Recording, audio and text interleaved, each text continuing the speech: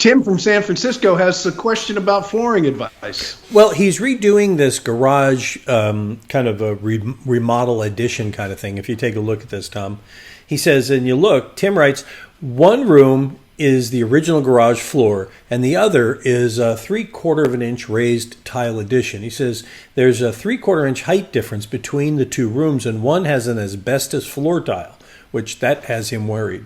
He said, we want to run engineered hardwood across both rooms without transitioning between them.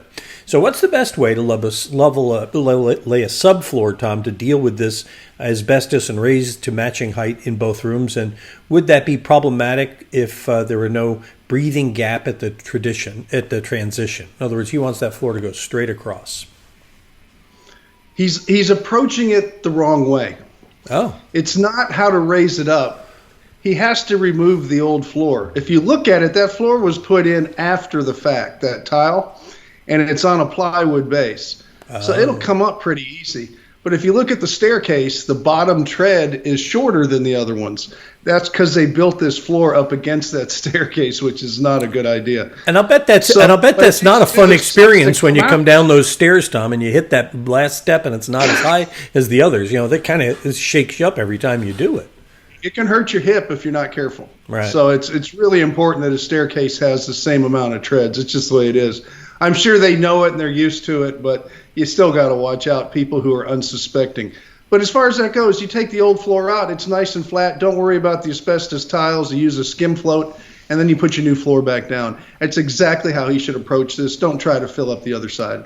So and that's going to give a nice smooth floor with no transition between the two. Back down to the concrete. There you go. The concrete was flat. So that's all. And that way your floor can go right across it. If that is an addition and there's a slight difference, they can just level that out. Or I've heard you say before, sometimes you just do some concrete and mix if it's enough of a drop to level it up and then do the leveling compound over that. Is that about right? Well, I think what they're going to find is that old asbestos floor is a little bit higher.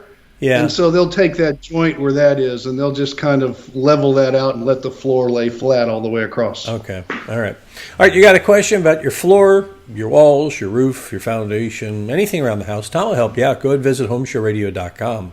Click on the Ask Tom button right on the middle of the homepage. Fill out that form, send it in, and we'll answer it just like this. You'll find our videos on our website where we post a new one every day, our Facebook page, and our YouTube channel. We'd appreciate it if you go there, subscribe, and click the bell. And if you like one of the videos, give it a thumbs up.